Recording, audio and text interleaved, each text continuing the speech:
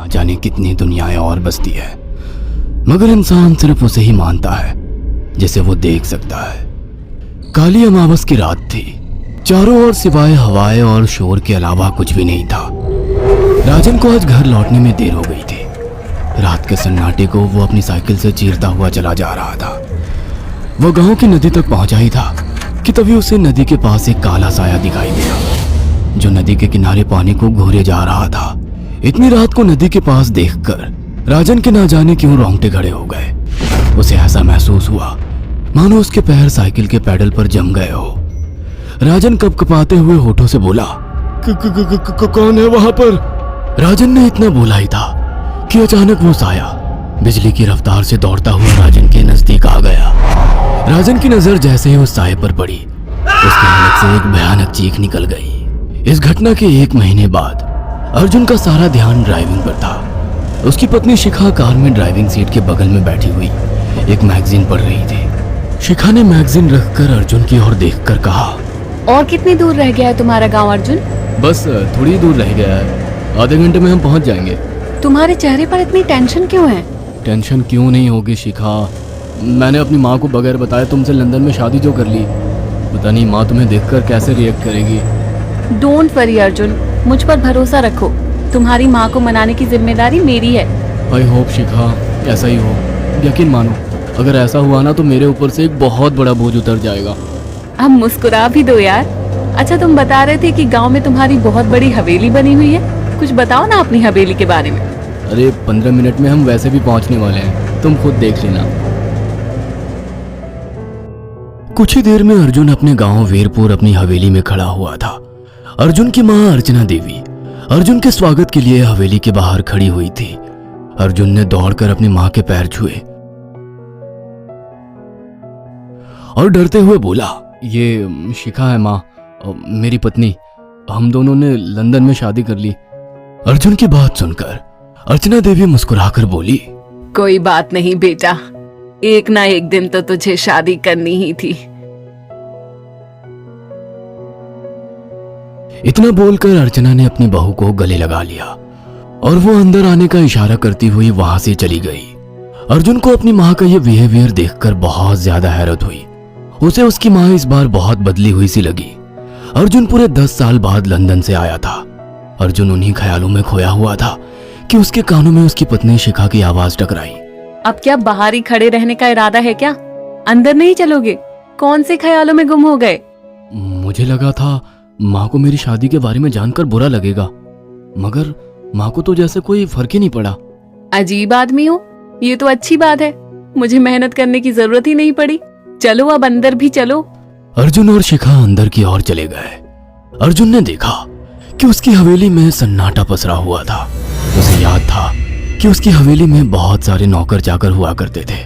Dining table पर dinner के दौरान अर्जुन अपनी माँ से जो बोला, वो सुन उसकी पत्नी शिखा और रहस्यमय अंदाज में मुस्कुराकर लगातार देखे जा रही थी। माँ, हवेली के सारे नौकर कहाँ गए? मैंने सबको छुट्टी दे दी बेटा। लेकिन क्यों माँ, तुम्हें तो काम करने में बहुत ज्यादा तकलीफ होती होगी। नहीं बेटा, मुझे कोई तकलीफ नहीं होती। कुछ वक्त से मुझे सुकून और सन्नाटा अच्छा लगता है। अर्जुन इससे पहले अपनी माँ से कुछ कहता कि उसकी माँ ने उसे बोलने से रोक दिया। अर्जुन चुपचाप खाना खाने लगा। खाने के बाद अर्जुन और शिखा बेडरूम में चले गए। अर्जुन बेड पर सोच में लेटा हुआ था कि अचानक शिखा अर्जुन से लिपट गई और वासना का तूफान अपने चरम पर पहुंच गया था। अचानक शिखा को दरवाजे पर 2 लाल लाल आंखें दिखाई दिए। उसे ऐसा लगा जैसे कि कोई उसे देख रहा हो। शिखा ने तुरंत बेड से उठकर अपने कपड़े पहन लिए। क्या हुआ शिखा? अर्जुन, मुझे ऐसा लगा जैसे कोई हम दोनों को देख रहा हो। पागल हो गई हो क्या? हवेली में सन्नाटा पसरा हुआ है, एक भी नौकर चाकर नहीं है। तुम्हें वहम हुआ होगा। तुमने तो सारा मूड खराब कर दिया शिखा, अब सो जाओ।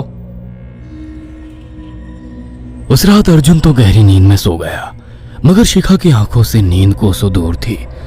अगली सुबह शिखा जल्दी उठकर किचन की ओर चली गई, मगर उसने देखा कि उसकी सास अर्चना नाश्ता तैयार कर चुकी थी। माँ, आपने तकलीफ क्यों की? मुझे बुला लेती आप। शिखा की बात सुनकर उसकी सास अजीब से अंदाज में शिखा की ओर देखने लगी। उनके देखने के अंदाज में पता नहीं ऐसा क्या था कि शिखा को अपने रोंगटे खड़े होते हुए महसूस हुए। अर्चना धीरे धीरे करीब कदमों से शिखा के करीब आकर बोली, कोई बात नहीं बेटी, तुम्हें अब यहीं रहना है। तुम सिर्फ मेरे बेटे के साथ प्यार से रहो और जल्दी से मुझे एक पोता दे दो। काम की चिंता मत करो, वो सब मैं कर लूंगी। कुछ ही दिनों के बाद अर्चना गर्भवती हो गई।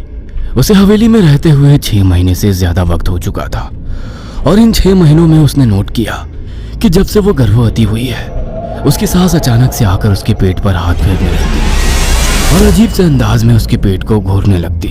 शिखा ने तंग आकर अर्जुन से कहा, अर्जुन, मुझे तुम्हारी माँ का बिहेवियर बड़ा अजीब लगता है। तुम्हारी माँ जब देखो मेरे पेट पर आकर हाथ फेरती रहती है। अरे माँ को अपने पोते के आने का बेसब्री से इंतजार है शिखा, इसमें अजीब लगने वाली क्या बात है? मैं तुम्हें कैसे समझाऊं? मैंने माँ की आंखों में एक अजीब सी चमक देखी है। कैसी चमक? शिखा के मुंह से अचानक से एक अल्फाज निकल गया, जैसे किसी डायन की आंखों में होती है। शिखा की बात सुनकर अर्जुन का गुस्सा 7वें आसमान पर पहुंच गया। वो गुस्से से चीखते हुए बोला, खबरदार शिखा, आगे एक शब्द मेरी माँ के खिलाफ मत निकालना, नहीं तो मुझसे बुरा कोई नहीं होगा। तुम्हें शर्म आनी चाहिए शिखा। जब से तुम यहाँ पर आई हो तब से मेरी माँ तुम्हारी कितनी चिंता करती है। वह तुम्हें समय से खुद नाश्ता बनाकर देती है, खाना देती है, यहाँ तक कि हवेली की साफ सफाई भी वो अकेली करती है। क्या बोलूं अब तुमसे, शर्म आती है मुझे तुम्हें अपनी पत्नी कहते हुए। इतना कहकर अर्जुन गुस्से से कमरे से निकल गया। शिखा अर्जुन से बहुत कुछ कहना चाहती थी मगर कह नहीं पाई। उसने महसूस किया था कि चाहे कितनी भी तेज आंधी और तूफान आए मगर हवेली के अंदर धूल की एक परत तक नहीं जमती थी और दिन ब दिन अर्चना के चेहरे की झुर्रियां कम होती जा रही थी। ऐसा लगता था मानो वो जवान हो रही हो। शिखा के अब 9 महीने कंप्लीट हो चुके थे और एक रात अचानक उसे प्रेगनेंसी पेन होने लगी। वो दर्द से तड़पने लगी। ये देखकर अर्जुन घबरा गया। वो दौड़ा दौड़ा माँ को बुलाकर लाया और बोला, माँ, हमें तुरंत शिखा को किसी अच्छे हॉस्पिटल में एडमिट कराना होगा। अर्जुन ने देखा कि उसकी माँ ने उसकी बात को सुना ही नहीं। वो तो बस शिखा के गर्भ की ओर आंखें फाड़ फाड़ कर देखी जा रही थी। अर्जुन एक बार चिल्लाकर कहा, माँ, हमें शिखा को इसी वक्त हॉस्पिटल में एडमिट कराना होगा। नहीं, शिखा की डिलीवरी हॉस्पिटल में नहीं, इसी हवेली में होगी। लेकिन इस हवेली में आपके और मेरे अलावा कोई नहीं है।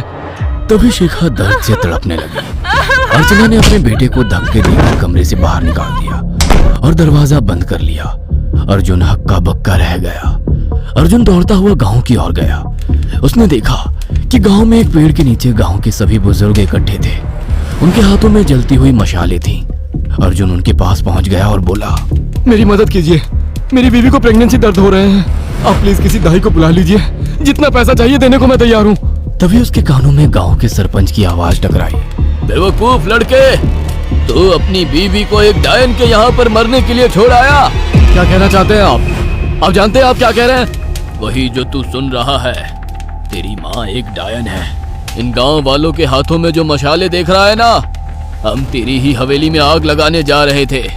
तेरी माँ ने इस गांव में ना जाने कितने नौजवानों को मार कर खाया है। तेरी माँ एक डायन है। लगता है आपका दिमाग खराब हो गया है। आप जानते भी हैं मैं कौन हूँ? हाँ, मैं जानता हूँ। तू ठाकुर धीरेन्द्र प्रताप का बेटा है। तेरे पिता को शक हो गया था कि तेरी माँ एक डायन है, इसीलिए उन्होंने तुझे हमेशा उससे दूर रखा। पहले तेरी माँ ने तेरे पिता को मारा और धीरे धीरे करके वह हवेली के सारे नौकरों को मार कर खा गई और फिर गांव वालों को भी मारने लगी और अब तो तेरे होने वाले बच्चे को खाएगी, क्योंकि डायन को नवजात शिशु का मांस खाना बहुत पसंद होता है। अगर मेरी बात पर यकीन नहीं है तो चलकर मेरे साथ तो खुद अपनी आंखों से देख ले। इतना कहकर सरपंच अर्जुन को लेकर हवेली की ओर चल पड़ा। उसके पीछे कई लोग थे जो जलती मशाले पकड़े हुए थे। हवेली के अंदर घुसकर उन्होंने उस कमरे के दरवाजे को तोड़ दिया जहाँ पर शिखा थी। कमरे का मंजर देखकर अर्जुन के रोंगटे खड़े हो गए। उसने देखा कि उसकी माँ एक बेहद भयानक रूप में उसके बच्चे का मांस खा रही थी और उसकी पत्नी शिखा फर्श पर मरी हुई पड़ी थी और पूरा फर्श खून से लाल था। अर्जुन को अपनी आंखों पर यकीन नहीं आ रहा था कि तभी उसकी माँ उसके ऊपर झपटी। सरपंच ने चीखकर कहा, अरे इस डायन को आग लगा दो, जिंदा जला दो इसे और साथ ही साथ इस हवेली को भी। सभी लोगों ने जलती हुई मशाले डायन के ऊपर फेंक दी।